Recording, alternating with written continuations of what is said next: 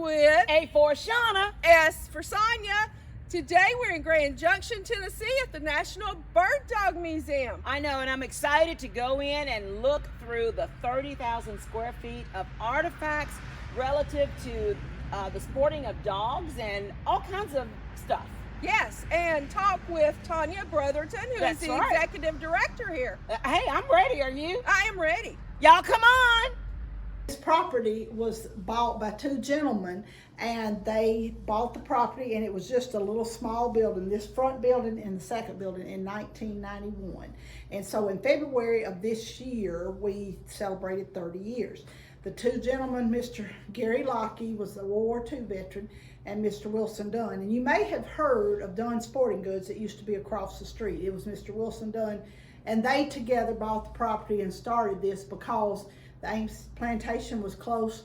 And Mr. Dunn had a little museum in the back of Dunn Sporting Goods. And so they kind of, thought we need to preserve this history. This is what we call our national championship room. And all the dogs in here have won a national championship at some point or another. The national championship is ran at the Ames plantation, always in February, second week of February. And we have a Hall of Fame induction here and a kickoff party here prior to that. So Ames Plantation is the Super Bowl of field trials. The Ames Plantation is just about 5 miles from us, so that's the reason we're here as the field trial and sporting dog capital of the world. This dog here is Count Noble. He's been stuffed since 1891. He came to us from the Carnegie Museum, and he is a Llewellyn setter. And as you can see, back when they started the field trials, which were started in 1896 in West Point, Mississippi, and moved here in the 1900s because of a smallpox epidemic. And it started at the Ames Plantation in 1915, and or in this area at 1915, and then it moved to the Ames Plantation later. Hall of Fame room where we induct 2 dogs and 2 people per breed every year. The people have to be 64 years or older, and the dogs have to be deceased. And we move the furniture out. This happens in February, and this is where it gets, like I said, very emotional. And we have the people that are voted in by their friends and sporting dog people in the world that have worked with them. Now, most of the people that are inducted in here have contributed quite a bit to the field trial world and the sporting dog world. We're all about field trialing and sport dogs here. We're not show dogs or anything like that. We're sport dogs. We have people not only from the United States, from all over the world. We have Mr. Yoshimoto's room, Japan. We have Australia, England. We have it from all over. It's 30,000 square feet, so it's a lot bigger than what it looks like when you drive by. You can spend as much as 10 minutes walking through, or you can spend all day. But this is an old dog crate. And the dog crate has, like I said, they kind of refurbished it, but it's mainly like it is. They curved the top so that when they were shipping the dogs on the train, that nobody would set anything on top of it. Suitcases, more people. And then when you fed, here's where the water bottle went, and then you fed the dog through here, so you never touched the dog. And so these were sold in the 1920s to, like I said, to ship the dogs on the train. So on a normal year, we have anywhere from 4,000 to 6,000 people. Not just, like I said, United States. We've had Russia, Australia, Argentina, England, Canada. We have them from everywhere. And this dog here is River Oaks Corky, which is one of the top point dogs out there. Now, this is what we call our wildlife room. We have this for educational purposes for children. Because we are a 501(c)(3). We have educational programs for children. And the wildlife area, a lot of kids have never seen a lot of this stuff. So This is just kind of telling them what it is. This river otter, albino river otter, was found at the Wolf River. Years ago, here in Tennessee was the Tennessee red quail, but they became extinct, and some people are trying to bring it back. But the Tennessee red quail was very prominent around here at one time, but not so much anymore, as well as the bobwhite quail is getting to be kind of hard to find also.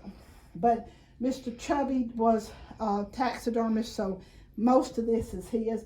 The prairie chickens over here came from us from a guy in Nebraska, so we just got those. So this is a little bit of the education that we tell the children about when the school programs come through. The bronze statues out front were different artists. The man on the hill out front, how they did that is they put a lot of the handlers in in a pot, and he was drawn out, and that was Mr. John Rex Gates, and he lives in Hickory Valley. He's 80-something years old. And so Mr. John Rex won that, and that's how he ended up on the field. But also the dogs that are out there with him are Hall of Fame dogs, and most of the dogs that are in the bronzes out there are Hall of Fame dogs, except for the GSP, and he's just an all-around sportsmanship dog. Our gift shop has a big array of different things. A lot of people think that it's just dog related. It's not. We try to be a local, so that people locally can come and get a gift for a birthday present, a happy, an open house, just anything, graduation. We try to keep something for everybody.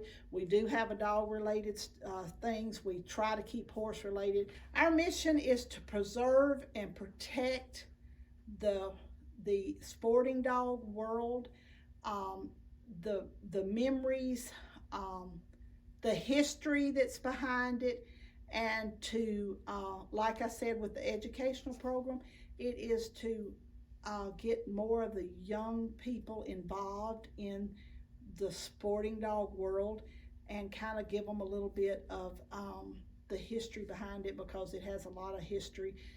And so our mission here is to preserve and protect that and to encourage it and carry it on. We give you the choice. If you want to be self-guided, we just kind of give you the layout of the building, tell you a little bit about the history, and let you go through, and if you have questions, we'll be glad to answer them, or we will give you a guided tour.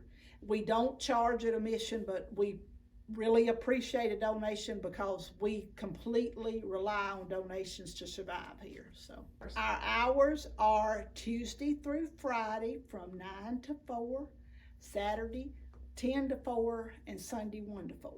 And we're closed on Mondays and all holidays. Well, Sonia, what do you think? What an education.